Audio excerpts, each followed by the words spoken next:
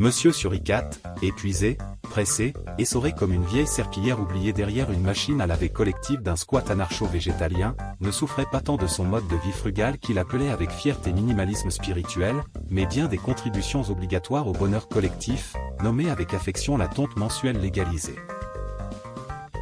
Dans un moment de grande clairvoyance économique ou d'erreur de jugement neurologique, il prit une décision grandiose, prendre un autre boulot.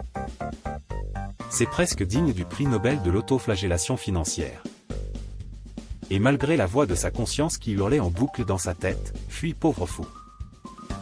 Il entra à Pôle emploi, cette cathédrale glacée de l'absurde bureaucratique, bâtie en béton brut et espoir tiède. À l'intérieur, un mobilier triste, une ambiance de salle d'attente soviétique et une conseillère qui consultait l'horloge murale comme si elle attendait la fin de son contrat de vie.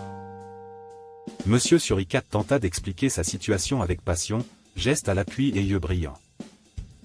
La dame, visiblement sous l'exomile, lui tendit une feuille, un regard vide et l'envoya vers un vieux PC Windows 98 sur lequel défilait une liste d'offres d'emploi aussi fraîche qu'un camembert oublié sous le soleil de juillet. Certaines dataient probablement de l'époque mérovingienne. Et puis, soudain l'annonce. Un poste d'acteur à l'Académie de Rock-OS, casting ouvert, pas de diplôme requis, seulement 2 conditions, ne pas avoir peur d'être à poil et posséder une grande queue.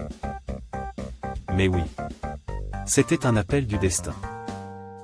Lui, Monsieur suricate, portait une somptueuse fourrure et une queue longue et agile, utilisée, rappelons-le, comme trépied pour faire le guet. Quel magnifique organe! Autant dire qu'il était biologiquement fait pour le rôle.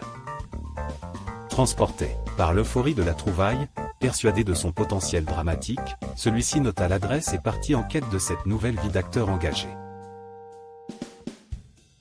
À suivre.